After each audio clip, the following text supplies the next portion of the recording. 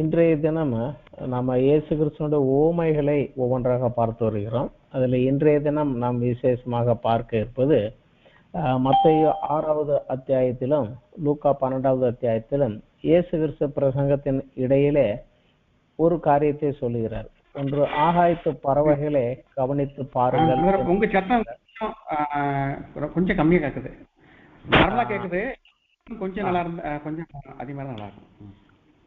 ஆகாயத்து பறவைகளை கவனித்து பாருங்கள் மத்தேயு 6:26 லூக்கா 12:24 சொல்லுகிறாரு. அதே போல காட்டு புஷ்பங்களை கவனித்து பாருங்கள் என்று மத்தேயு 6:28-30 லூக்கா 12:27-28 சொல்லுகிறார். இந்த காரியத்திலே ஆகாயத்து பறவைகள் காட்டு புஷ்பங்களை ஓமைகளாக வைத்து நமக்கு என்ன கற்றுக் கொடுக்க இருக்கிறார் அப்படிங்கிறத நம்ம இன்றைக்கு கொஞ்சம் தியானிக்க இருக்கிறோம். விசேஷமாக இந்த இயேசு கிறிஸ்துவனுடைய ஓமைகள் எல்லாமே பரலோகத்தின் கண்ணோட்டத்திலே எல்லாவற்றையும் அறிந்திருக்கிற அவர் நமக்கு தெரியாத சில காரியங்களை அவ்வளவு விளக்கி சொல்ல முடியாது என்பதற்காக பூமியிலே ஏதாவது ஒன்றை காண்பித்து இதை போல அப்படின்னு சொல்றாரு. அதை போல அப்படிங்கிறத அந்த ஓமைகள் எல்லாமே வருது. ஆனா அவர் பரலோகத்தின் கண்ணோட்டத்தில் அதை பார்க்கிறாரு. நம்ம அது பூமிக்குரிய வகையிலே புரிந்து கொள்கிறது தான். இந்த வசனத்துல தன்னை பின்பற்றுகிறவர்களுக்கு சில சத்தியங்களை அவர் கற்றுக் கொடுக்க வேண்டும் என்று விரும்புகிறார். ஆனா இந்த வசனத்தை படிக்கிற எல்லாருக்குமே இந்த ஓமையிலே இயேசு கிறிஸ்து என்ன சொல்ல வருகிறாருங்கிறது கொஞ்சம் தெளிவாகவே கொஞ்சம் புரியும். மத்தேயு 6 நம்ம படித்து பார்த்தால் அவர் சொல்லுகிறார் 25வது அத்தியாயத்திலிருந்து, எண்ணத்தை உண்போம் எண்ணத்தை குடிப்போம் என்று உங்கள் ஜீவனுக்காகவும் எண்ணத்தை உடுப்போம் என்று உங்கள் சரீரத்துக்காகவும் கவலைப்படாதிருங்கள் என்று நான் உங்களுக்கு சொல்லுகிறேன். ஆகாரத்தை பார்க்கலும் ஜீவனும், உடையை பார்க்கலும் சரீரமும் விசேஷித்தவைகள் அல்லவா அப்படிங்கிறாரு. ஆகாயத்து பச்சைகளை கவனித்து பாருங்கள், அவைகள் விதைக்கிறதும் இல்லை, அறுக்கிறதும் இல்லை, களஞ்சியங்கள் சேர்த்து வைக்கிறதும் இல்லை, அவைகளையும் உங்கள் பரமபிதா பிழை போட்டுகிறார். அவைகளை பார்க்கலும் நீங்கள் விசேஷித்தவர்கள் அல்லவா அப்படிங்கிறாரு. கவலைப்படுகிறனாலே உங்களை எவன் தன் சரீர அளவோடு ஒரு முளத்தை கூட்டுவான்? உடைக்காக நீங்கள் ஏன் கவலைப்படுறீங்க? காட்டு புஷ்பங்கள் எப்படி வளருதுன்னு பாருங்க, கவனித்து பாருங்க, அவைகள் உழைக்கிறதும் இல்லை நூற்கிறதும் இல்லை என்றாலும் சாலமோன் முதலாய் தன் சர்வ மகிமையிலும் அவைகளில் ஒன்றை போலாகிலும் உடுத்தி இருந்ததில்லை என்று உங்களுக்கு சொல்கிறேன்கிறார். அப்புறம் அற்ப விசுவாசிகளே, இன்றைக்கு இருந்து நாளைக்கு அடுப்பில் போடப்படும் காட்டு புல்லுக்கு தேவன் இவ்விதம் உடுத்துவித்தால் உங்களுக்கு உடுத்துவிப்பது அதிக நிச்சயம் அல்லவா? ஆகையால் எண்ணத்தை உண்போம் எண்ணத்தை குடிப்போம் எண்ணத்தை உடுப்போம் என்று கவலைப்படாதிருங்கள். இவைகளையெல்லாம் அஞ்ஞானிகள் நாடி தேடுகிறார்கள். இவைகளெல்லாம் உங்களுக்கு வேண்டியவைகள் என்று உங்கள் பரமபிதா அறிந்திருக்கிறார். முதலாவது தேவனுடைய ராஜ்யத்தையும் அவருடைய நீதியையும் தேடுங்கள், அப்பொழுது இவைகளெல்லாம் உங்களுக்கு கூட கொடுக்கப்படும். ஆகையால் நாளைய தினத்துக்காக கவலைப்படாதிருங்கள், நாளைய தினம் தன்னுடையவைகளுக்காக கவலைப்படும், அந்தந்த நாளுக்கு அதன் பாடுகள் போதும் அப்படிங்கிறது. இத படிக்கிற எல்லாருக்குமே சாதாரணமாகவே ஒரு காரியம் புரியும். அதாவது எந்த மனிதன் தன்னை தேவனுடைய ராஜ்யத்தின் பிரஜையாக மாறி அந்த ராஜ்யத்தின் நீதி, அதாவது தேவனுடைய நீதி, அவருடைய பிரமாணம், அவர் கட்டளைக்கு கீழ்ப்படிந்து அதை கடைபிடிக்கிறானோ அவனுக்கு பூமிக்குரிய அன்றாட தேவையான உணவு உடை அவன் பரமபிதா தேவனால் அவனுக்கு கூட கொடுக்கப்படும் அப்படிங்கிறார். இது இந்த ராஜ்யத்துக்குரிய காரியத்தை செய்கிற போது இந்த பூமியில உனக்குரிய அன்றாட தேவைகள் நமக்கு கிடைக்குங்கிறது காமனாகவே எல்லாருமே இதுல இருந்து புரிஞ்சுக்கலாம். ஆனா நம்ம இந்த ஊமை இன்னும் கொஞ்சம் ஆழமாக பார்க்கணும்னா, முதலாவது இந்த ஓமை கூறப்பட்ட பின்னணி என்ன, இதனுடைய சூழ்நிலை என்ன அப்படின்னு பார்க்கலாம். மத்தேயு சுவிசேஷத்துல இயேசு கிறிஸ்து தன் ஊழியத்தின் துவக்கத்திலே ஆரம்ப காலத்திலே அவர் தன்னை பின்பற்றின சீசர்களுக்கு பரலோக ராஜ்யத்தை குறித்து போதிக்கிறார். அது மத்தேயு 5, 6, 7 அத்தியாயங்கள்ல வரும். இந்த பரலோகத்தில் பிரவேசிக்கும் பாக்கியம் உள்ளவனுடைய குணநலன் எப்படி இருக்க வேண்டும் என்றும், அந்த ராஜ்யத்தில் பிரவேசிக்க விரும்புகிறவன் கை கொள்ள வேண்டிய நீதி பிரமாணம் கட்டளைகள் என்ன அப்படிங்கறத விளக்கி கூறுகிற போது மத்தேயு 6வது அத்தியாயத்துல 19வது வசனத்திலிருந்து 24வது வசனம் வரைக்கும் ஒரு காரியத்தை சொல்லுகிறார். பூமியிலே உங்களுக்கு பொக்கிஷங்களை சேர்த்து வைக்க வேண்டாம். இங்கே பூச்சியும் துருவும் அவைகளை கெடுக்கும், இங்கே திருடரும் கண்ணமிட்டு திருடுவார்கள். பரலோகத்தில் உங்களுக்கு பொக்கிஷத்தை சேர்த்து வையுங்கள், அங்கே பூச்சியாவது துருவாவது கெடுக்கிறதும் இல்லை, அங்கே திருடர் கண்ணமிட்டு திருடுகிறதும் இல்லை.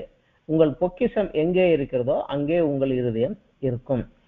அப்படியே 24வது வசனத்துல, 2 எஜமான்களுக்கு ஊழியம் செய்ய ஒருவனாலும் கூடாது, ஒருவனை பகைத்து மற்றவனை சிநேகிப்பான், அல்லது ஒருவனை பற்றி கொண்டு மற்றவனை அசட்டை பண்ணுவான். தேவனுக்கும் உலக பொருளுக்கும் ஊழியம் செய்ய உங்களால கூடாது.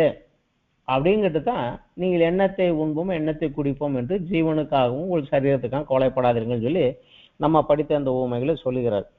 இதே போல லூக்கா சுவிசேஷத்துல, அதாவது பூமிக்குரிய பொக்கிஷத்தை ஐஸ்வர்யத்தை சேர்த்து வைத்து பணக்காரனாக இன்னும் விருத்தியாக வேண்டும் என்று முயற்சிக்கிற ஒரு மனிதனை பற்றி கூறுகிற போது அவர் இந்த உவமையை கூறுகிறார்.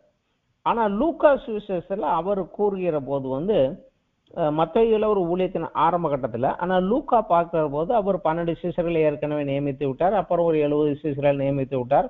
அதற்கு அப்புறம் ஒரு இடத்துல பிரசங்கம் பண்ணுகிற போது பொருளாசைக்குரிய காரியத்தை குறித்து ஒரு மனிதனிடத்துல ஒரு கேள்வி வருகிறது. அப்பொழுது அவர் அதை சொல்லுகிறார். லூக்கா 12வது அத்தியாயத்துல பாத்தீங்கன்னா, ஒரு மனுஷன் என் ஆஸ்தியை பாகம் பிரித்து கொடுக்கும்படி என் சகோதரனை கட்டளை இடுங்கிறாரு. அப்போது அவர் சொல்லுகிறாரு, பொருளாசை குறித்து எச்சரிக்கையாயிருங்கள், ஏனெனில் ஒருவனுக்கு எவ்வளவு திரளான ஆஸ்தி இருந்தாலும் அது அவனுக்கு ஜீவன் அல்ல அப்படிங்கிறாரு. லூக்கா 12:15. இப்பவும் அந்த பணத்தை பொருளை சேர்த்து வைக்கிறது குறித்து சொல்லுகிற போது சொல்லிட்டு தான் பின்னாடி ஒரு உவமையை சொல்லுகிறார். அது நமக்கு நன்றாகவே தெரியும். ஒரு மனிதன் களஞ்சியத்தை இடித்து கட்டி பெருசா உருவாக்கி நிறைய சேர்த்து வச்சு, என் ஆத்மாவே நிறைய நாள் புசித்து குடின்னு சொல்லுவேங்கிறாரு. ஆண்டவர் மதிகேடனை, இன்னைக்கு ராத்திரி உன் ஆத்மா உன்னிடத்திலிருந்து எடுத்துக்கொள்ளப்படும், அப்போது நீ சேகரித்தவை யாருடையதாகும் அப்படின்ட்டு. தேவனிடத்தில் ஐஸ்வர்யவானா இராமல் தனக்காகவே பொக்கிஷங்களை சேர்த்து வைக்கிறவன் இப்படி இருக்கிறான் அப்படின்னு சொல்லிட்டு, இப்படி இருக்கிறபடினால எண்ணத்தை உண்போம் என்று உங்கள் ஜீவனுக்காக எண்ணத்தை உடுப்போம் என்று உங்கள் சரீரத்திலும் கவலைப்படாதிருங்கள் என்று இங்க சொல்லுகிறார். இந்த ரெண்டுமே அவர் ஊழியக்காரத்துல ஒன்னு ஆரம்ப காலத்திலையும் சரி, அடுத்து லூக்கால சொல்லுகிறது கொஞ்சம் வளர்ந்து வருகிற நேரத்துல, இரண்டுமே பூமிக்குரிய பணக்காரன் ஆக வேண்டும், ஐஸ்வர்யன் ஆக வேண்டும் என்று பணத்தை சேர்த்து வைக்கக்கூடிய அந்த பொருளாசை ஐஸ்வர்யத்துல விருத்தி அடைய வேண்டுங்கிறது முதலிடம் கொடுத்து அதற்காக முயற்சி செய்கிற காரியத்தை குறித்து, இது ஒரு வீணான ஒரு காரியம், அந்த பொருளாசை குறித்து எச்சரிக்கையா இருங்க அப்படின்னு சொல்லுகிற இடத்துலதான் இந்த ஓமையை விளக்கி கூறுகிறார். காகங்களை கவனிங்க, காட்டு பூசங்களை கவனித்து பாருங்கன்னு சொல்லுகிறார். இந்த 2 இடத்திலுமே இந்த ஓமை பூமிக்குரிய ஐஸ்வர்யவானாக பணத்தை சேர்த்து வைக்கவும், அதற்கு முதலிடம் கொடுத்து அதற்கென்றே முயற்சி செய்கிற மனிதனையும் அவன் அறியாமையையும் அவன் தவறையும் சுட்டி காட்டி இந்த ஓமையை சொல்லுகிறாரு. உலக பிரகாரமாக செல்வந்தானவாக ஐஸ்வர்யம் சேர்க்க நாடி ஓடுகிற ஒருவனை இயேசு கிறிஸ்து மத்தேயு 6:23 இந்த ஓமையை சொல்லுகிறது, அவனை அஞ்ஞானிங்கிறார். அஞ்ஞானிகள் இவைகளை ஞானி தேடுகிறார்கள் அப்படிங்கிறார். அவனுக்கு குறிக்கிற அஞ்ஞானி அப்படிங்கிறார். அஞ்ஞானி அப்படி என்றால் ஞானம் அற்ற ஒருவன் அப்படின்னு நம்ம அர்த்தம் எடுத்துக்கலாம். ஆனா இதை ஆங்கில மொழிபெயர்ப்புல மத்ததுல பாத்தீங்கன்னா NIV-ல அவங்கள பேகன்ஸ் அப்படின்னு, பேகன்ஸ்னா மெய் தேவனை அறியாமல் பிற விக்கிரகங்களை வழிபட்டு கொண்டு இருக்கிறவர்கள் சொல்லுகிற இடம்.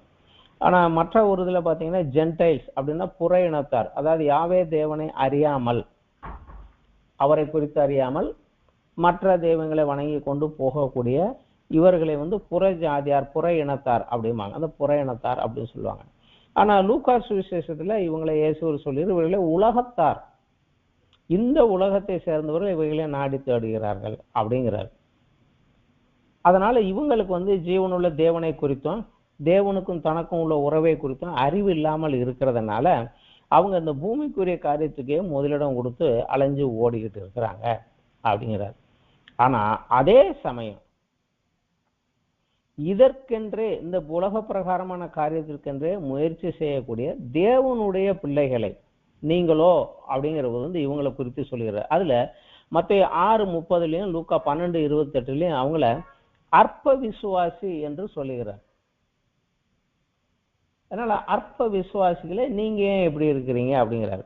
ஸோ கிறிஸ்தவர்களிலும் தேவனை அறிந்து ரட்சிக்கப்பட்டு ஆண்டவர் ராஜ்யத்துக்கு போற சிலரிலையும் கூட அவங்க வாழ்க்கையில புலோகத்துக்குரிய ஐஸ்வர்யவானாக வேண்டும் என்பது ஒரு முதலிடமாக வைத்துக்கொண்டு இதற்காகவே தேவனை பின்பற்றி தேவனுக்கு பின்னாடி ஓடக்கூடிய ஒரு சில கூட்டம் இன்னைக்கு இருக்கிறாங்க.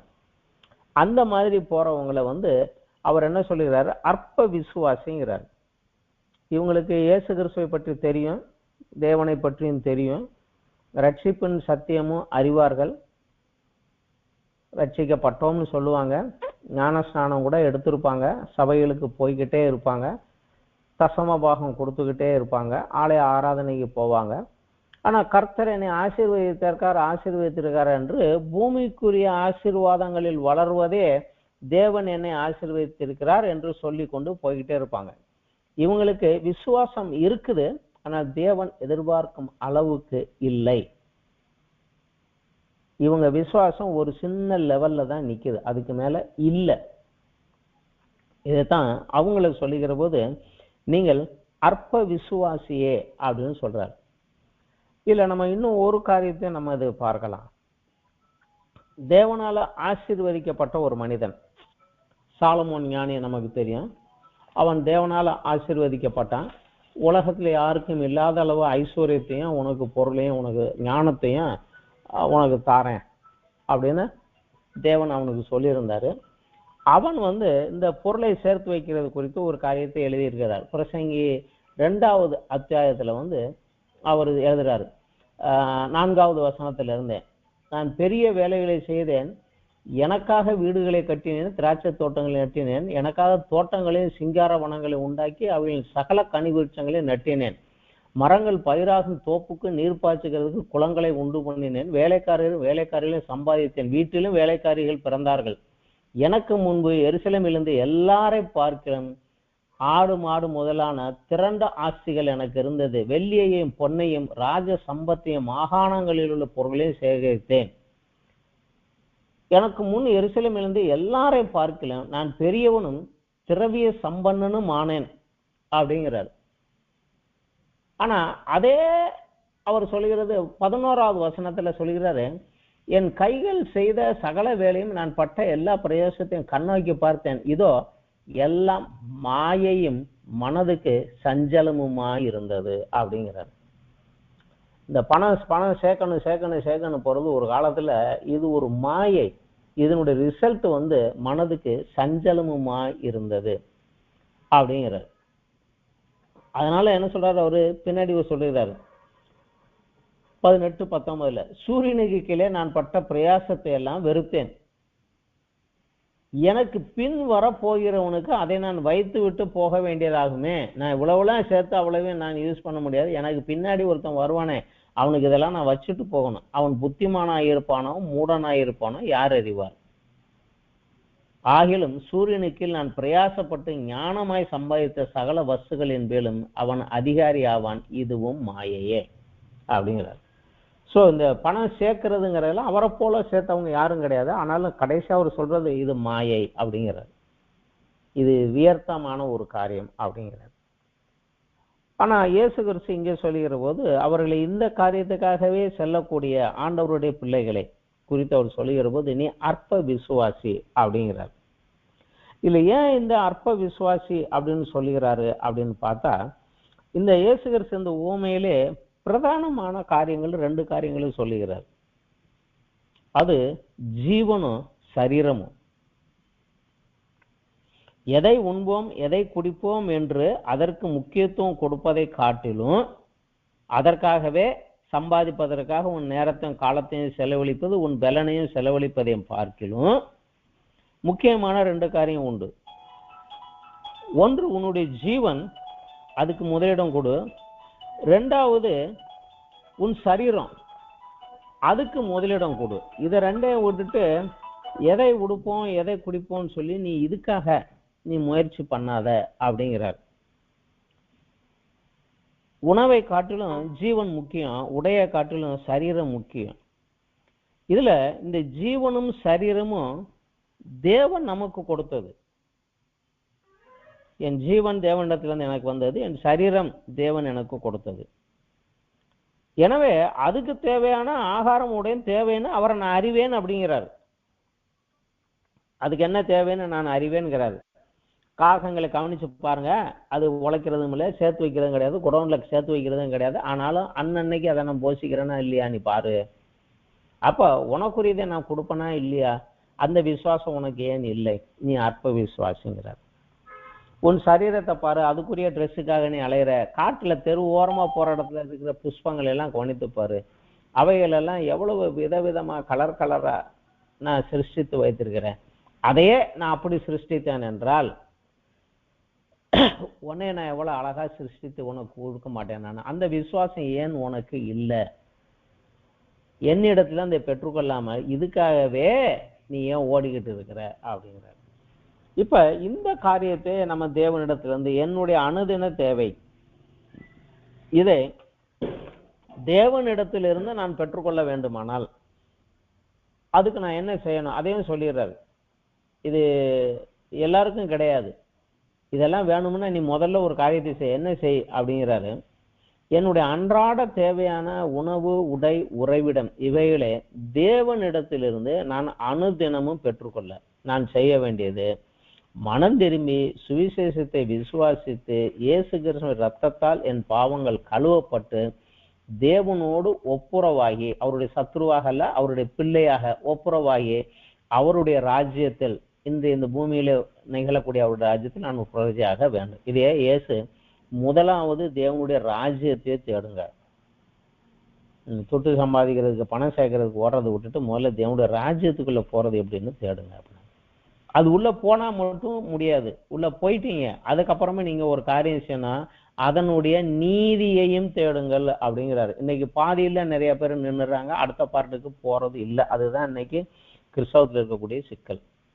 அதனுடைய நீதி என்ன அப்படின்னா, கிறிஸ்துவனுடைய கட்டளைக்கு கீழ்ப்படிந்து நடந்து இயேசுவை என் கர்த்தராக என் எஜமானனாக ஏற்றுக்கொண்டு அவர் சொன்னபடி நான் வாழ்கிறேன் அப்படி என்று நான் வாழ ஆரம்பிக்கிற போதுதான் நான் கிறிஸ்தவன் ஆகிறேன். இதுதான் தேவனுடைய சித்தம், தேவனுடைய நீதி. இதைத்தான் தேவன் என்னுடைய நீதியாக பார்க்கிறார். இவன் நீதிமான், ஏனென்றால் கிறிஸ்து கட்டளையிட்டபடி அவன் நடக்கிறான். இதுதான் அவன் நீதிமான் என்று என்னுடைய நீதியாக அவர் பார்க்கிறார். இத நான் கேட்டு என் வாழ்க்கையிலே நான் என்ன செய்ய தேவன் சித்தமா இருக்கிறார் என்ன நான் அவர்கிட்ட கேட்கணும். அவர்கிட்ட கேட்டு அதை செய்வதற்கு நான் முயலும் போது அவருடைய சித்தத்தை நான் இங்கு செய்வதற்குரிய தேவைகளும் அதோடு கூட என் அத்தியாவசிய தேவையான உணவு, உடை, உறைவிடம் கூட சேர்த்து கொடுக்கப்படும் அப்படிங்கிறார். இதுதான் அவர் சொல்லக்கூடிய ஒரு காரியம். நான் அவருடைய ராஜ்யத்துக்குள்ள போய் அந்த ராஜ்யத்துக்குரிய காரியத்தை செய்வதற்கு நான் போகிற போது அதற்கு என்னென்ன பொருளாதார தேவையோ என்னென்ன சூழ்நிலை தேவையோ எல்லாத்தையும் கொடுப்பேன். அதோடு சேர்த்து உனக்கு உன்னுடைய அத்தியாவசிய தேவையான உணவு, உடை, உறைவிடம் இவைகளை நான் பூமிக்குரிய உன் தேவைகளை நான் கூட சேர்த்து கொடுப்பேன் அப்படிங்கிறார்.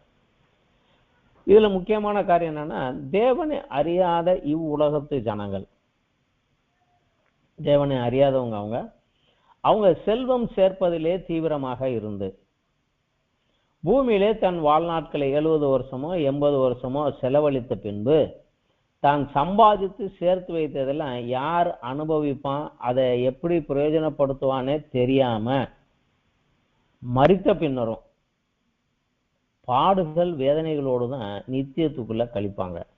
ஏனென்றால் அவங்க தேவனுடைய ராஜ்யத்துக்குள்ள உள்ள இன்னும் வரல. அதனால அந்த ராஜ்யத்துக்குள்ள அவங்களுக்கு இடம் கிடையாது. ஆனால் தேவனுடைய ராஜ்யத்தை தேடி அதை பெற்றுக்கொண்டவன் பாவத்தையும் உலகத்தையும் சாத்தானையும் மரணத்தையும் ஜெயித்த அந்த இயேசு கிறிஸ்துவனுடைய ஜீவனை நித்திய ஜீவனாக பெற்றுக்கொண்டு நித்தியத்திலே கிறிஸ்துவுடனும் தேவனோடும் ஆனந்தமா இருப்பான். அதனாலதான் சொல்லுகிறாரு, இந்த உணவை காட்டிலும் ஜீவன் முக்கியம்பா, நீ அதுக்காக முயற்சி செய்.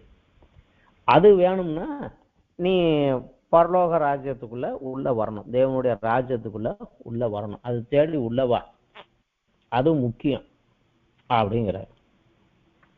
அதற்கப்புறம் இன்று தேவனுடைய நன்மையும் பிரியமும் பரிபூரணமான சித்தம் என்னவென்று என் வாழ்க்கையில நான் என்ன செய்ய வேண்டும் என்பதை அவரிடத்தில் கேட்டு பகுத்து அறிந்து தன் மனம் புதிதாகிறதுனாலே கிறிஸ்துவை போல அவனும் மறுரூபமாகி, கிறிஸ்து சொல்கிறார், நான் தேவனுடைய சித்தம் செய்யவே வந்தேன், என் சுய சித்தம் செய்ய அல்ல அப்படிங்கிறாரு. அந்த ஒரு அளவுக்குள்ள நம்ம வரப்போதான் நம்ம மறுரூபமாகி கிறிஸ்துவை போல மறுரூபமாகும்.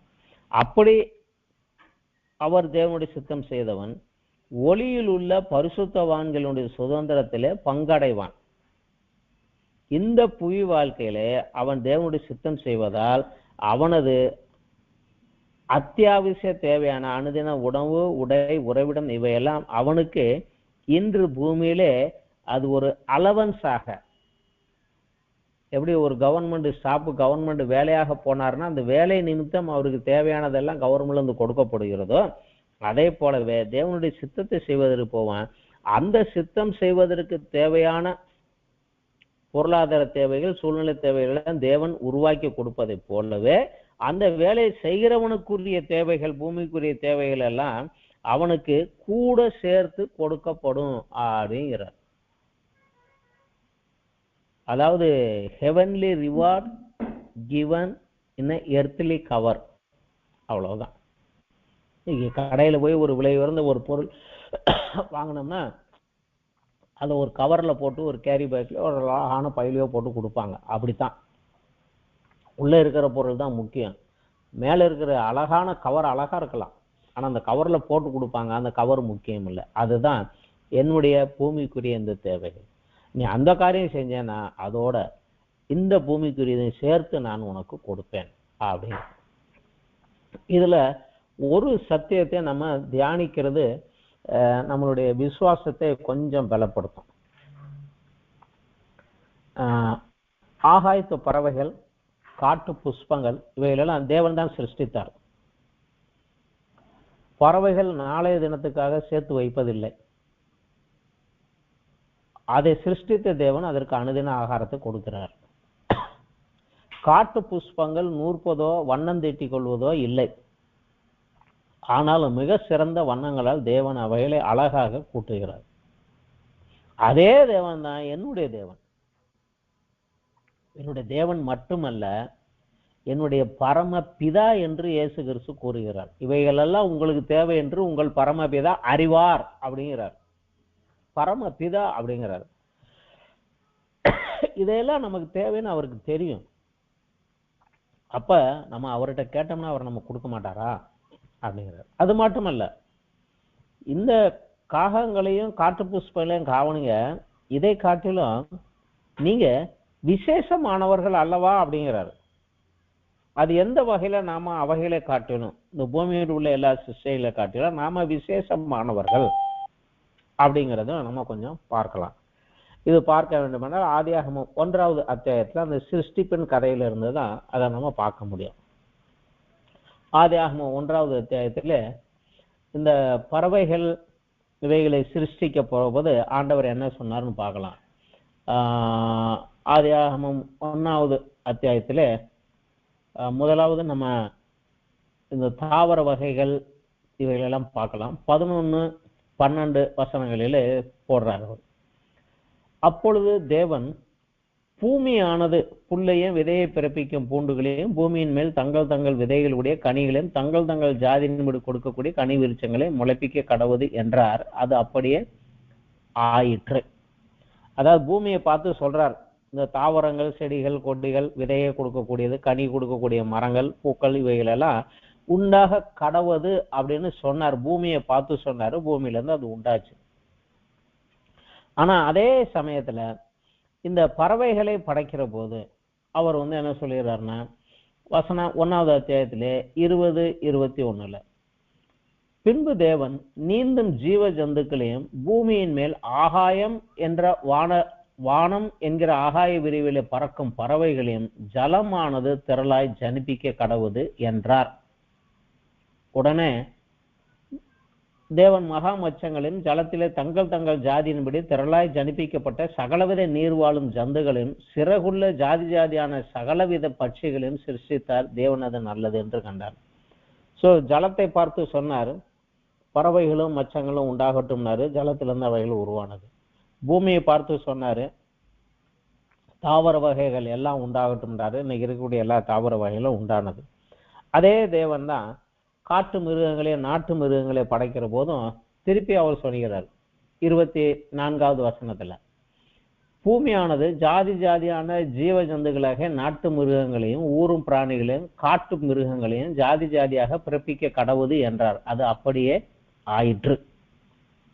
சோ பூமியில இருந்துதான் தாவர வகைகள், மிருகங்கள், ஊரும் பிராணிகள் எல்லாம் உருவானது. ஜலத்திலிருந்து தான் மச்சங்களும் பறவைகளும் உருவாகி வந்தது. சோ இவைகளுடைய மூலம், ஆதாரம் இவைகள் தான். ஆனா மனிதனை படைக்கிற போது அவர் பூமியை பார்த்து, மண்ணை பார்த்தும் சொல்லவில்லை, ஜலத்தை பார்த்தும் சொல்லவில்லை. ஆனா மனிதனை படைக்கிற போது மாத்திரம் அவர் என்ன சொல்லுகிறார்னா, தன்னை பார்த்தே பேசுகிறார். ஆதியாகமம் 1வது அத்தியாயத்துல 26, 27 வசனத்துல, பின்பு தேவன் நமது சாயலாகவும் நமது ரூபத்தின்படியையும் மனிதனை உண்டாக்குவோமாக, அவர்கள் சமுத்திரத்தின் மச்சங்களையும் ஆகாயத்து பறவைகளையும் மிருக ஜீவன்களையும் பூமி அனைத்தையும் பூமியின் மேல் ஊறும் சகல பிராணிகளையும் ஆள கடவர்கள் என்றார். தேவன் தமது சாயலாக மனுஷனை சிருஷ்டித்தார், அவனை தேவ சாயலாகவே சிருஷ்டித்தார், ஆணும் பெண்ணுமாக அவர்களை சிருஷ்டித்தார் அப்படின்னு. சோ மனிதனுடைய மூலம் தேவன் தான். எப்படி ஒரு பறவைகளுக்கோ மிருகங்களுக்குரிய தேவைகள் எல்லாம் பூமியிலிருந்து மண்ணிலிருந்து கிடைக்குதோ, எப்படி ஒரு மச்சங்களுக்கு மீன்களுக்குரிய தேவைகள் எல்லாம் நீரிலிருந்து கிடைக்குதோ, அதே போலவே மனிதனுக்குரிய தேவைகள் தேவனிடத்திலிருந்து தான் கிடைக்கணும். அவனை சிருஷ்டித்த போதே அவனை நான் சிருஷ்டித்தனுடைய நோக்கம் என்ன அப்படிங்கிறது சொல்லிட்டார். பூமியும் சமுத்திர மச்சங்களையும் ஆகாயத்து பறவைகளையும் சகல ஜீவ ஜந்துகளையும் தேவனுடைய சார்பிலே தேவனுடைய பிள்ளையாக இருந்து இவைகளை ஆண்டுகொள். ஆண்டுகொள் அப்படின்னா இன்னைக்கு நம்ம கவர்மெண்ட்ல இருக்கக்கூடிய ரூலிங் பார்ட்டிகள் போல அல்ல. அவைகளை பராமரித்து பாதுகாத்து அவைகள் தேவைகளை கொடுத்து அதிலிருந்து வரக்கூடியதை நீ எடுத்து அனுபவித்துக் கொள் அப்படின்றா. அவைகளை ப்ரொடெக்ட் பண்ணணும், அவைகளுடைய தேவைகளை கொடுக்கணும், அதன் விளைவாக வரக்கூடிய விளைச்சலிருந்து நீ எடுத்துக்கொள்ளணும். அதனால அவனுக்கு சகல கனி மரங்களிலிருந்தும் சகல கனி விருட்சங்களில் உள்ள கனிகளையும் புசிப்பதற்கு அவனுக்கு கொடுத்தார். ஆனா இதுல அந்த மனிதனை படைக்கிற போது அவனை தனது சாயலாகவும் தனது ரூபத்தின்படியும் தான் சிருஷ்டிப்போம்னு சொன்னாரு. தேவன் ஆவியா இருக்கிறார், நமக்கு தெரியும், அவருக்கு ஒரு ரூபம் இல்லை. அப்ப மனிதனை படைக்கிற போதும் அவனுக்கும் ஒரு ரூபம் இல்லைதான். ஆவியா இருக்கிற தேவன் தனது சாயலாகவும் தன்னுடைய சுபாவத்தின்படியாக தமது ரூபமாகவும் ஆவிக்குரிய மனிதனாகத்தான் அவனை படைத்தார். ஆனா அந்த மனிதன் பூமியிலே உள்ள காரியங்களை ஆண்டு கொள்வதற்கும் மண்ணிலிருந்து தண்ணீரிலிருந்து உருவான இந்த பறவைகளையும் மச்சங்களையும் ஆண்டு கொள்வதற்கும் அவைகளை பாதுகாப்பதற்கும் அவைகளை போஷிப்பதற்கும் அவனுக்கு பூமிக்குரிய ஒரு சரீரம் தேவை, ஒரு ஏது தேவை. அதனாலதான் அவனை பூமிக்குரிய ஒரு சரீரத்தை உருவாக்கி அதிலே வைத்தார். ஆதியாகமம் 2வது அத்தியாயத்துல 7வது வசனத்துல அதை கொஞ்சம் விளக்கமா சொல்லுகிறார். தேவனாகிய கர்த்தர் மனுஷனை பூமியின் மண்ணினாலே உருவாக்கி ஜீவ சுவாசத்தை அவன் நாசியிலே ஊதினார், மனுஷன் ஜீவ ஆத்மா ஆனான். இதுல 3 பார்ட் வருகிறது. மண்ணிலிருந்து அவனுக்கு சரீரம், அவனுக்கு உயிர், தேவனுடைய ஜீவ சுவாசம், தேவனுடைய சுவாசத்தில் இருக்கக்கூடிய அந்த தேவனுடைய ஜீவனை அவனுக்குள்ள ஊதினாரு. அது உள்ள வந்த உடனே தேவனுடைய ஜீவன், தேவனுடைய ஒரு பகுதி அவனுக்குள்ளே வந்துருச்சு. அது உள்ள வந்த உடனே மனுஷன் ஜீவ ஆத்மாவான மனுஷன் அங்கே சிருஷ்டிக்கப்பட்டு தேவனுடைய ஜீவனிலிருந்து பலனை கொண்டு இந்த மண்ணிலிருந்து சிருஷ்டிக்கப்பட்ட சரீரத்தின் மூலமாக இந்த பூமியில் உள்ள காரியங்களை எல்லாம் ஆண்டு கொள்வதற்கு அவனுக்கு ஏதுவாயிற்று. இதுதான் அங்க இருக்கக்கூடிய ஒரு காரியம். மனிதன் ஆவி, ஆத்மா, சரீரம் உடையவனாக விசேஷமாக சிருஷ்டிக்கப்பட்டவன்.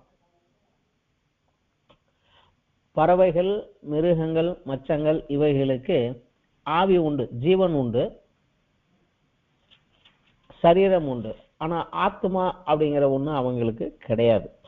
இதை ஒரு 2 இடத்துல நம்ம வேற இடத்துல குறிப்பாக கொடுத்திருக்கிறாரு.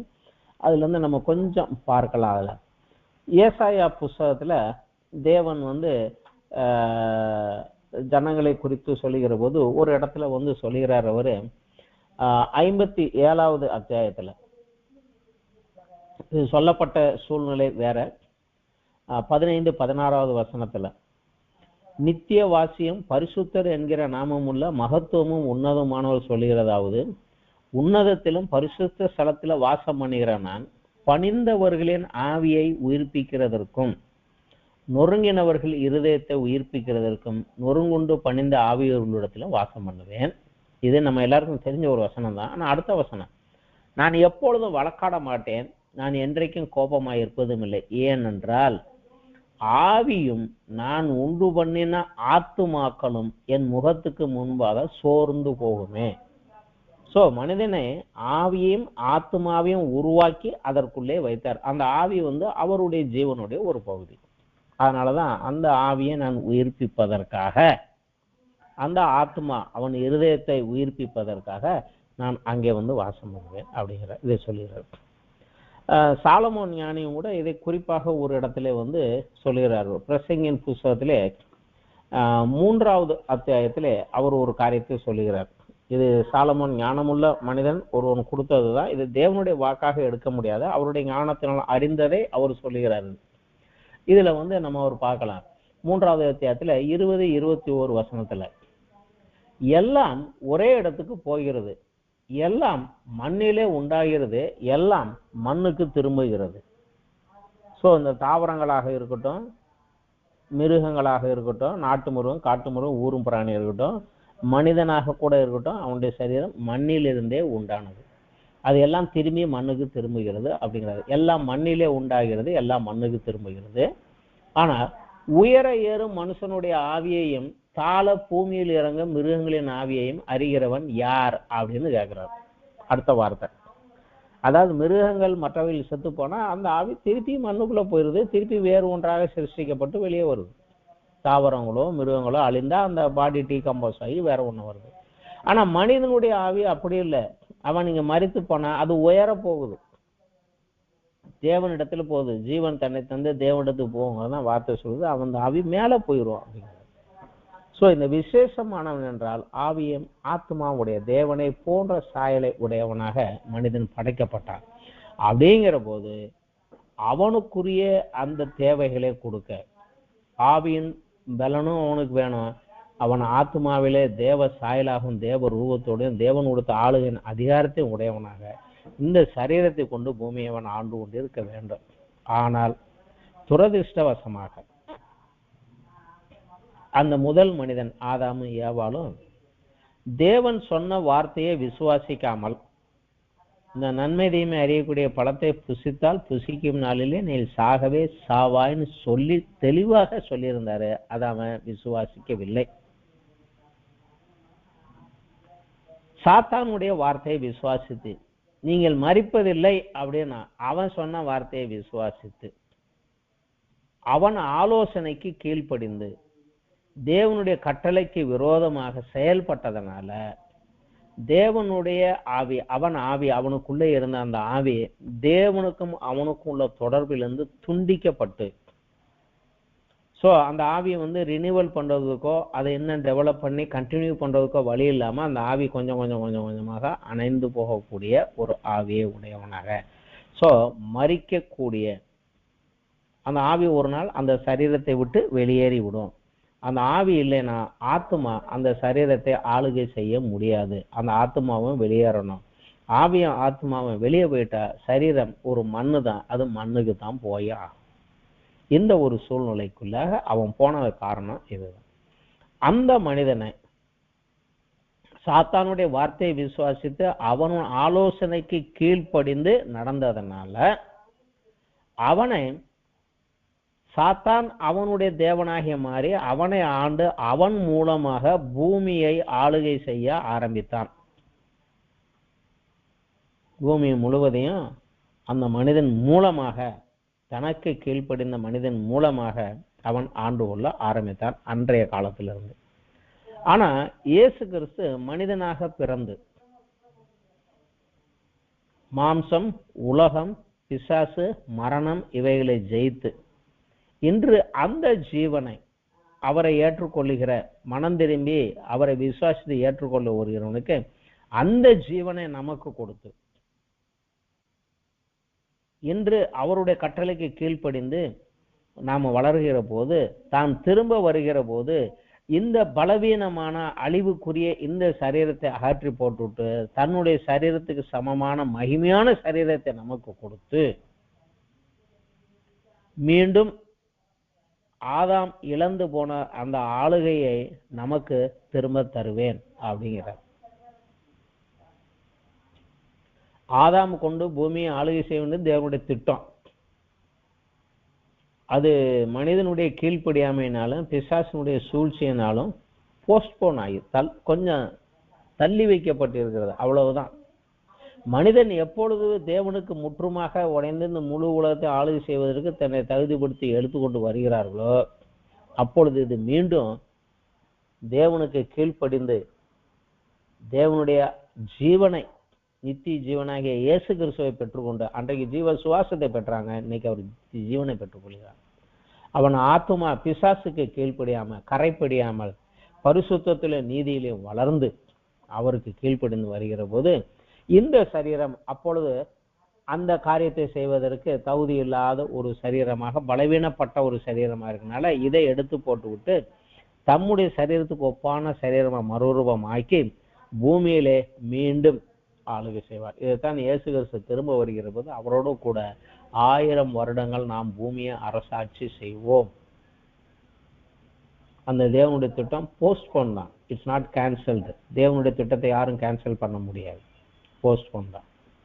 ஆனா அதற்குத்தான் இன்றைக்கு நம்ம செலக்ட் பண்ணி கொண்டுட்டு போறாரு. ஸோ இதை எண்ணமாக வைத்துக்கொண்டு அவர் சித்தம் செய்வதற்கு இன்றைக்கு நான் போற போதுதான் அன்றைக்கு 1000 வருட அரசாட்சியில அவருக்கு கீழாக நான் இந்த பூமியை ஆளுகிறவனாக நான் இருக்க முடியும். இதைத்தான் இந்த லூக்கா ஊமையில 12வது அத்தியாயத்துல சொன்ன ஓமையிலையும் இயேசு கிறிஸ்து முடிக்கிற போது இந்த ஓமையை சொல்லித்தான் அங்க முடிக்கிறார். லூக்கா 12ல தேவனுடைய 31, 32 வசனங்களில, அதாவது 30ல படிக்கலாம். 29 எண்ணத்தை உண்போம் எண்ணத்தை குடிப்போம் என்று நீங்கள் கேளாமலும் சந்தேகப்படாமலும் இருங்கள். இவைகளெல்லாம் உலகத்தார் நாடி தேடுகிறார்கள், இவைகளுக்கு உங்களுக்கு வேண்டியவைகள் என்று உங்கள் பிதாவானவர் அறிந்திருக்கிறார். தேவனுடைய ராஜ்யத்தை தேடுங்கள், அப்பொழுது இவைகளெல்லாம் உங்களுக்கு கூட கொடுக்கப்படும். அப்ப எது முதல்ல கொடுக்கப்படும்? அடுத்த வருஷம் சொல்கிறாரு, பயப்படாத சிறுமந்தையே, உங்களுக்கு ராஜ்யத்தை கொடுக்க உங்கள் பிதா பிரியமாய் இருக்கிறார். ஆதாம் இழந்து போன அந்த ஆளுகை, அந்த ராஜ்யத்தை திரும்பவும் உனக்கு கொடுக்கிறதுக்கு பிதா பிரியமுள்ளவராய் இருக்கிறார். அதை பெற்றுக்கொள். முக்கியமானது அதற்குரிய ஜீவன், அன்றைக்கு ஆளுகை செய்வதற்கு வேண்டிய சரீரம், இதுதான் முக்கியம். இதை விட்டுட்டு இந்த பூமிக்குரிய கொஞ்ச காலத்துல இருந்து அழிந்து போகக்கூடிய காரியத்துக்காக ஓடாதீங்க. ஆனா இதெல்லாம் உனக்கு தேவைன்னு அவருக்கு தெரியும். ஆனா அவர் சித்தம் செய்ய நீர் எழுந்து போகிற போது இவைகளெல்லாம் அவர் அனுதினம் கொடுத்து கொண்டே இருப்பார். இதுதான் அவர் சொல்லுகிறது. ஸோ இன்றைக்கு நம்ம இந்த காரியத்திலிருந்து கற்றுக்கொண்ட காரியத்திலிருந்து, பரலோக கண்ணோட்டத்திலிருந்து தேவன் பேசுகிறார். இயேசு கிறிஸ்து ஓமையாக கூறி இந்த காரியங்களை மனதில் வைத்துக்கொண்டு சொல்லுகிறார். ஆனா அன்றைக்கும் சரி இன்றைக்கும் சரி நமக்கு அதை குறித்த சரியான விளக்கமோ அறிவோ இல்லாதனால நமக்கு புரிந்து கொள்ளக்கூடிய அளவுதான் அவர் அன்றைக்கு கொடுத்திருக்கிறார். ஆனா இன்றைக்கோ பரிசுத்த ஆவியானவர் மூலமாக நமக்கு அதனுடைய மூலமான காரியங்களே, ஆழமான காரியங்களை வெளிப்படுத்தி கொண்டே வருகிறார். அதனால அந்த பறவைகளையும் இவையிலும் பார்க்கறது, இவைகளுக்கெல்லாம் கொடுத்த தேவன் எனக்கு கொடுக்க மாட்டாரா? ஆனா அதுக்காக நான் சும்மாவே வீட்டுல படுத்து தூங்கிட்டே இருந்தேன் எனக்கு கொடுப்பேன்னு சொல்லலை.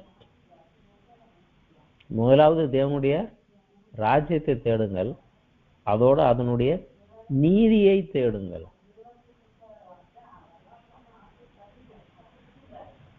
அதனுடைய நீதி என்ன, அதனுடைய சட்டங்கள் என்ன, இதைத்தான் மத்தேயு 5:6-7 இயேசு சொல்ல, பரலோகத்தில் போவதனுடைய நீதி இப்படி இருக்கணும், முன்னாடி இப்படி சொல்லப்பட்டிருக்கிறது, கொலை செய்யாது இருப்பா என்று சொல்லப்பட்டிருக்கிறது, நானும் உங்களுக்கு சொல்லுகிறேன். இதுதான் அந்த நீதிகள். இதை செய்யிட்டு கிறிஸ்து என்ன சொன்னாரோ அதற்கு கீழ்ப்படிந்து நான் நடக்கிற போது இவைகள் எல்லாம் எனக்கு கூட கொடுக்கப்பட்டு கொண்டே வரும். இதுதான் ஒரு சொன்ன ஒரு காரியம். இன்றைக்கு நம்மளும் அவருடைய வருகை நாள் மிக சமீபமாக நெருங்கி விட்டது. ஆயத்தமாகும். வேதம் கடைசியாக சொல்லக்கூடிய ஒரு எச்சரிக்கை, ஒரு ரிக்வஸ்ட், ஒரு கட்டளை என்னன்னா, பரிசுத்தம் உள்ளவன் இன்னும் பரிசுத்தம் ஆகட்டும், நீதி உள்ளவன் இன்னும் நீதி செய்யட்டும். ஏனென்றால் அவர் விரைவில் வரப்போகிறாரு.